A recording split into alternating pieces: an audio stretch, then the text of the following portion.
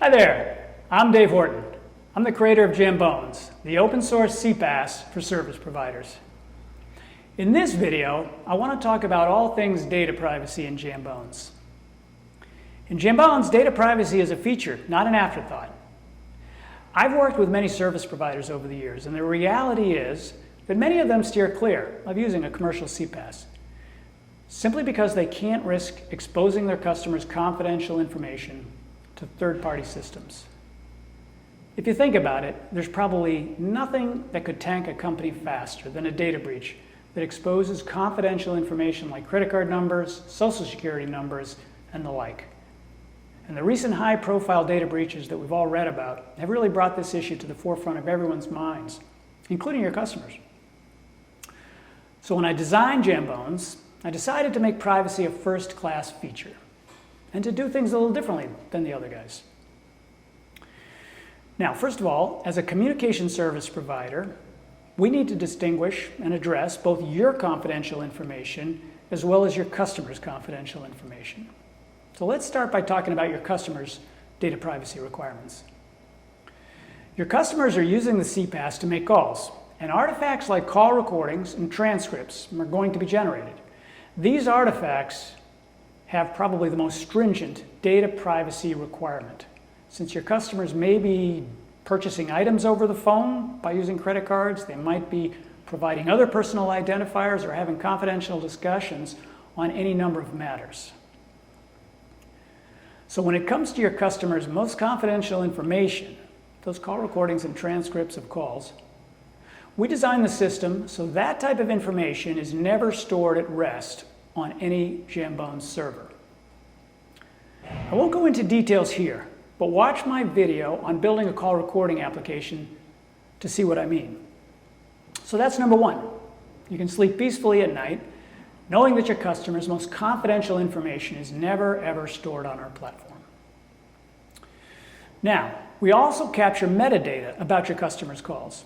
What numbers they called from and to, the times of their calls, etc. These are called call detail records, and information like this is commonly collected by CPaaS platforms. But this information has privacy needs as well. And some super privacy conscious customers may prefer that we don't collect even this level of information. So we've given you the ability to go into your self-service portal and disable call detail recording if you like. And if you do so, at that point, we are collecting and storing almost no information about your customers at all, even while we're handling their calls.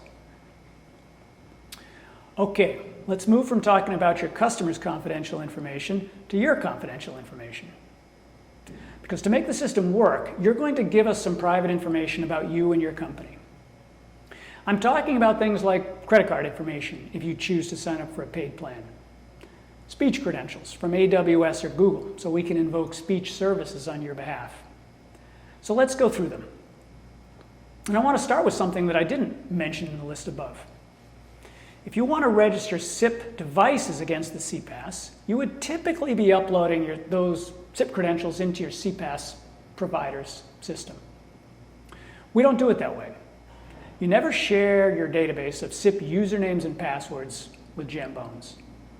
Instead, we delegate authentication to you when SIP devices want to register or make calls, and you control the authentication decision without ever disclosing those device passwords to us. We think it's safer that way, and I'm sure you'll agree. Check out the video describing how to register SIP clients with Jambonz to see the details on that.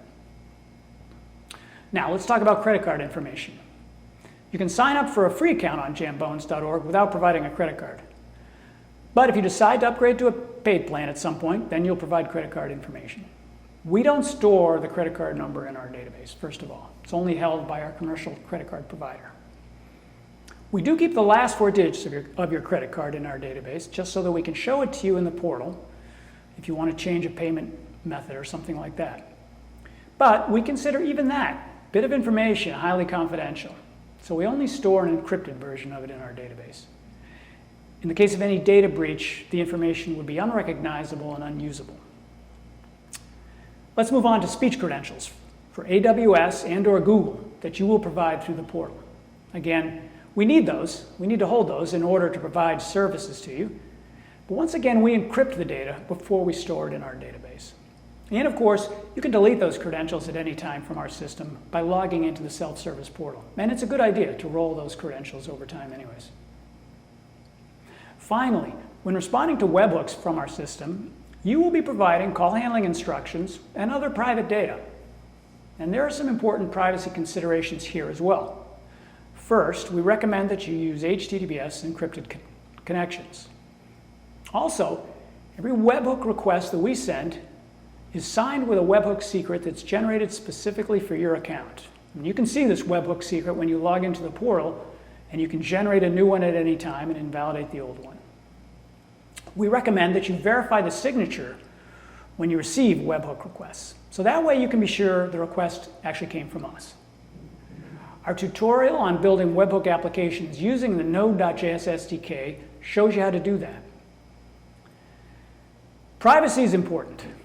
We want to make sure that you are comfortable with our security precautions when using the hosted platform. And of course, you always have the option of running a self-hosted solution using the open source and bringing everything out in-house. Either way, if you have questions or suggestions on how we can do things better, let me know. Send me an email at daveh@jambonz.org. That's it for now. I'll see you next time, and you have a great day.